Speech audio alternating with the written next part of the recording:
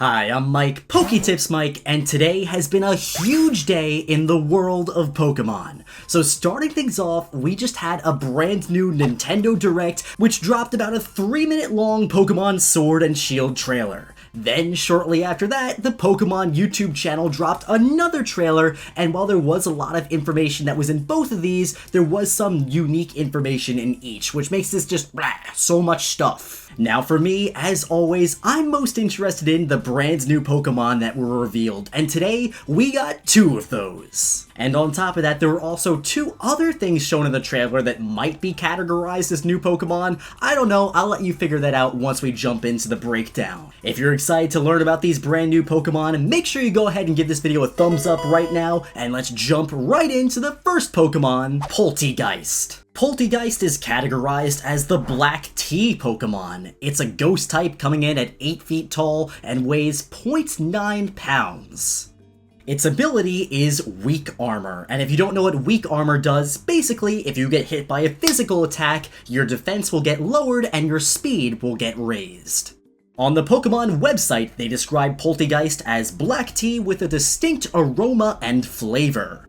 Polteageist's body is made from black tea, and it's said to have a very distinct aroma and flavor. It will only allow a trainer it trusts to sample its tea. However, drinking too much can lead to indigestion or an upset stomach, so be careful. Now, I don't know about you, but I am not drinking tea from a Pokemon. I know in the Pokemon world they like to use Pokemon as food, like with Slowpoke Tails in the Kalos region, but nah, I'm staying away from that. Polteageist is also apparently a pest for hotels and restaurants. Many Polteageists make their homes inside hotels and restaurants, disguising themselves and hiding amongst the tableware. They can pour their power into leftover tea and create even more of their kind, so they're often treated as pests. So what I'm getting from here is Polteageist is like the bedbugs or roaches of the Pokemon world. Except not as bad. Bedbugs are a nightmare, trust me. There was no information given about Polteageist in either the trailer or on the Pokemon website about it evolving or not. Personally, I'm looking at this design and I think this is going to be a Pokemon that does not evolve at all. I mean, what are you gonna do? You're gonna make it into a bigger ghost and it's gonna hide in bigger tea kettles? I don't think so. And out of the 2 Pokemon revealed today, Polteageist is definitely my favorite of the 2, and I can't wait to catch this guy in Sword and Shield. I wonder if it'll be like Rotom in Pokemon Diamond, Pearl, and Platinum, where you catch it in a building. Maybe you'll be in a hotel in the Galar region, you'll go up to a table, you'll talk to a teapot, and boom! Polteageist pops out at you. That would be really cool. Now for our second Pokemon revealed today, we have Camorant. Camorant is the Gulp Pokemon, and it's both flying and water type. It comes in at 2 feet 7 inches tall and weighs 39.7 pounds. And it has a brand new interesting ability called Gulp Missile. So after Camorant uses the move Surf or Dive, it'll return back with a catch in its mouth. Then, if it takes damage while it has that thing in its mouth, it'll shoot it back at the Pokemon that attacked it. Now that's definitely a cool ability. It's not totally unique because there are abilities like Iron Barbs where if you get hit by a physical move, the Pokemon that attacked you will take damage, but I really like the integration of this ability. It really helps make this Pokemon unique, and I give Game Freak a good A+ for that. Camorant is a voracious eater.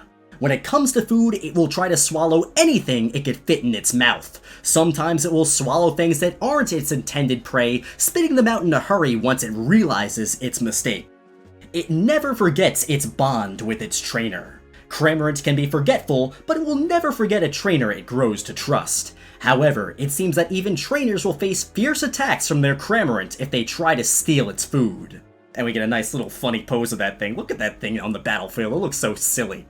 Now, when I first saw Camorant about an hour ago in the trailer, I was not a huge fan of its design, but now that I'm looking at its pictures a little bit, it's kind of growing on me. It's still not my favorite new Pokemon revealed, but it just looks goofy, and I kinda like it. Now, once again, if you've been following my channel for a while, you probably already knew about Camorant. Quite a few months ago at this point, I covered a leak that I had a very strong suspicion was true, and ever since I covered that leak, more and more stuff has been confirmed with each new trailer. Very slight spoiler warning, the leak mentioned Camorant not by name, but it mentioned a Pokemon that would go in the water and pick up either a fish or a Pikachu and then shoot it back at its opponent, and here we are months later in September with Camorant. So now we know, in addition to that fish thing, which I'll talk more about later, it can also catch Pikachu and I guess throw that back at its opponent. And I really wonder, A, what a Pikachu is doing underwater and how it can catch it, and B, what throwing a Pikachu back at the opponent would do. I think that's going to be pretty crazy to test out once we get the games. Once again, we have no information about if this Pokemon evolves or not. Personally, I can see this thing evolving, but I think, just like Polteageist, that this thing is not going to evolve, and it's just going to be a one-stage Pokemon. Now, moving away from totally new Pokemon, we have new forms for Alcremie. So Alcremie, that cute little whipped cream Pokemon, can actually have multiple forms.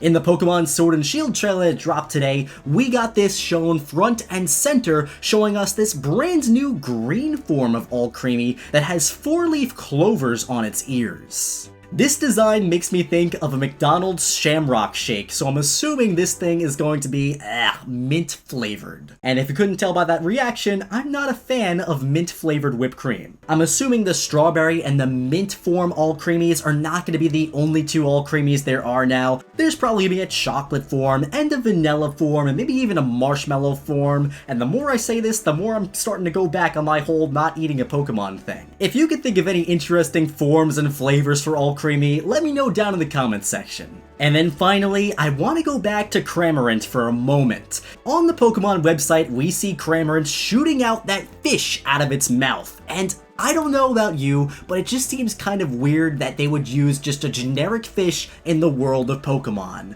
I'm thinking this fish is its own Pokemon species that they just haven't given us the name for yet. It seems like in the Pokemon world, Pokemon take the place of real animals, and it would be such a strange thing to see now in Generation 8, them going back and just putting generic animals into Pokemon. I totally think this is a brand new Pokemon, we just don't have a name for it yet. And again, just looking at that design, that's gotta be a Pokemon. Alright my friends, and that's gonna wrap up this video. You now know all about the 2 to 4 new Pokemon revealed in this trailer today, depending on what you consider to be a new Pokemon or not. In the comment section below, let me know which one of these was your favorite, and if you're looking forward to getting these and using them on your team. As always, my friends, thank you so much for watching. If you enjoyed the video and you haven't already, give it a thumbs up, subscribe to the channel for more Pokemon content, and I'll be seeing you in the next one.